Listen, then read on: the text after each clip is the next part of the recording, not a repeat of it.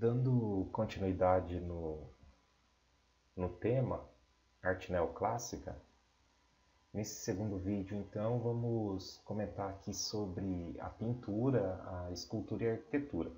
Tá? No primeiro vídeo o professor falou para vocês da introdução, né? Nós fizemos a introdução e agora vamos por partes, ok, gente? Então nós precisamos lembrar que o neoclassicismo vai desenvolver uma arte de caráter bem racional, né? De caráter lógico e tal. As principais fontes inspiradoras da pintura neoclássica foram a estatuária. Olha só o que eu estou falando, a estatuária clássica greco-romana e as obras do Renascimento italiano. Então, para a pintura renascentista, gente, me perdoa, para a pintura neoclássica, quais são as grandes fontes de inspiração? As esculturas greco-romanas, né? E as pinturas do Renascimento italiano. Então, estas duas fontes vão servir de inspiração para a pintura neoclássica. A pintura neoclássica é essencialmente descritiva, ou seja, narrativa, ok? E utiliza-se de um forte realismo. As figuras têm contornos bem definidos, na tela eles têm um posicionamento rígido, aparecem sólidas e monumentais, além de serem banhadas por uma iluminação artificial, né, que vai resultar em uma atmosfera teatral. Então isso é muito importante para você entender a maneira como eles representavam os personagens. É como se eles colocassem os personagens de forma escultórica, né, em destaque e tal. A composição das obras segue determinadas regras, né, de formalismo que reflete os princípios do racionalismo. Os artistas desse período não apenas buscavam inspiração na estética antiga, mas também queriam estabelecer um vínculo entre os episódios do passado e os fatos e acontecimentos daquela época, né, daquele momento. Desejavam substituir a futilidade daquele rococó por um estilo mais consistente, lógico, de tons muito mais sérios e solenes, certo? E então aí você tem essa ideia descritiva, né, narrativa. O neoclassicismo, gente, ele vai se estabelecer na França e depois em outros países, certo? E aqui, ó, nós vamos encontrar algumas pinturas, alguns personagens, né, algumas obras desse estilo, desse movimento. Antes, o professor colocou aqui algumas características, né, assuntos históricos, mitológicos, heróicos, retratos e alegóricos, composição geométrica, desenho rigoroso e linear, né, bem definido, predominância da linha, desse contorno. Você vai ter a perspectiva, você vai ter o efeito de luz e sombra, enfim. Então você tem uma arte que ela é bem racional mesmo. Aí nós vamos começar a encontrar alguns trabalhos, ó. Jacques-Louis David, que é um dos principais pintores do período neoclássico. Então vejam como é uma pintura bem límpida, é uma pintura uma composição teatral bem coerente, tá? Figuras importantes que marcaram época, como é o caso desse trabalho que o Davi ele faz, né? A morte de Marat. Aí nós sabemos que Marat ele era um dos grandes líderes ali, revolucionários, enfim. Ele era um escritor, um jornalista da época, que era totalmente a favor da Revolução Francesa. E ele foi morto, né, apunhalado ali por Charlotte em relação à briga que vai envolver ali os ideais políticos. Então, aqui pela descrição, o professor, né, comenta como foi isso. E o artista ele tenta retratar, né, esse momento. A forma como ele coloca o personagem, a forma como ele valoriza, né, traz o personagem como uma figura de destaque, né, principal. Você tem um fundo escuro, você tem um foco de luz nele, você vê que ele está dentro, parece que de uma banheira, e realmente era isso, né? Você tem ele segurando o papel, a pena, né? Demonstrando que a atividade dele, né? Ele era um jornalista, um escritor, e Charlotte ela usa uma história dizendo que tinha em mãos uma lista com nomes de pessoas inimigas da Revolução e tal. E ali o cutelo, né, bem na parte inferior da tela, no canto esquerdo, o cutelo, no caso a faca, que ela vai deferir o golpe, vai então assassinar o amigo do povo, como ele era assim chamado. Então o artista ele representa isso, né? Olha só então, a Bonaparte atravessando os Alpes, a figura de Napoleão, tá? Veja que ele tem uma atitude totalmente serena, o rosto dele, né? Essa atitude serena, o braço direito levantado nessa posição é símbolo de poder, de autoridade. O cavalo também, né?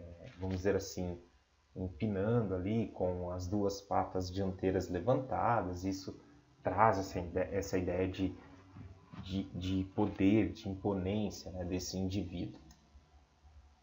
Então você tem uma arte, uma pintura muito mais assim racional, coerente, lógica, descritiva em relação ao rococó, ok? Nós vamos encontrar a escultura, tá? Sem a mesma força e expressão da pintura, a escultura neoclássica tem em comum com ela a inspiração no passado, tá, gente? A harmonia das proporções da estatuária grega, que mais? As regras das esculturas clássicas, certo? Então, teve uma forte influência, assim como a pintura, tá? Faltou-lhe, vamos dizer assim, a ousadia, né? Da pintura e da arquitetura, porque dentro da arte neoclássica, a pintura e a arquitetura teve um destaque muito grande. A escultura faltou um pouco disso, né? Seus escultores vão criar figuras humanas, a imagem e semelhança dos deuses gregos e romanos, tá? E aí o professor colocou aqui algumas características, né? Que vão marcar isso. Mas você olha as esculturas neoclássicas, você vê que elas são muito semelhantes, né? Aquela escultura grega, aquela escultura romana, tá? Então você vê muito isso, ó, é uma semelhança bem grande, ok? E aí, por último, a arquitetura, tá? A arquitetura ela vai ser uma fusão, né, do estilo clássico, ou seja, daquele estilo greco-romano. Vamos dizer assim, eles eram verdadeiras réplicas, né, a arquitetura dos templos gregos. Tá? Aí nós vamos ter a urbanização das grandes cidades, mudando, né, e no lugar do aglomerado de prédios que se exprimiam, nasciam amplas avenidas. Então você tem agora uma transformação, uma mudança, né, que vem ocorrendo de forma política, social, econômica, filosófica, enfim. Dentro dessa arquitetura neoclássica vai nascer as formas geométricas regulares e simétricas, isso é muito importante vocês saberem, que no espaço cresciam como volumes corpóreos, né, maciços, bem delineados e repletos de grandes planos lisos, né? Resgataram em suas obras a grande conquista, né, dos romanos, no caso as abóbadas, né, aquelas cúpulas, vamos dizer assim, as fachadas, as colunas, aquele entablamento, né, aquele frontão da arquitetura grega. Então você vai encontrar as colunas, o frontão grego, a cúpula, a abóbada daquela arquitetura romana. Tá? Então nós temos muito isso. E aí conciliaram a estética estrutural e formal, né, vamos dizer assim, clássica, com os novos sistemas construtivos, né, novos maquinários e novos materiais que vão estar surgindo e eles vão estar inserindo nesta arquitetura, unindo, juntando tudo isso. E vamos pensar no que mais que é importante. Existia uma maior preparação escolar dos arquitetos, né, nesse momento, formados no rigor científico dessas escolas, dessas academias, ok?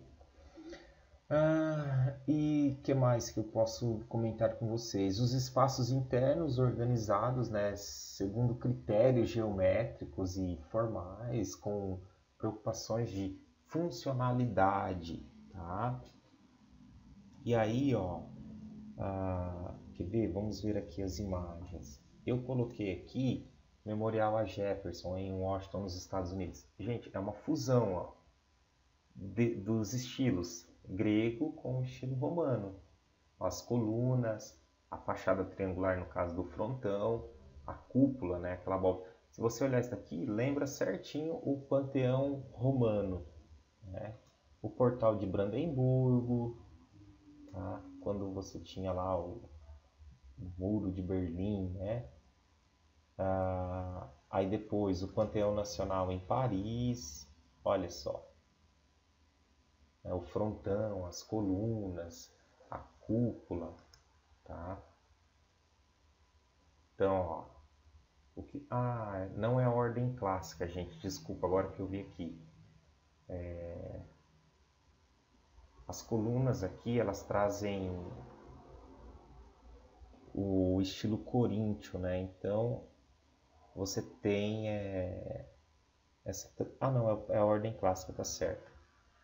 Então, você tem esse estilo, você tem o frontão, tá? O interior, ok?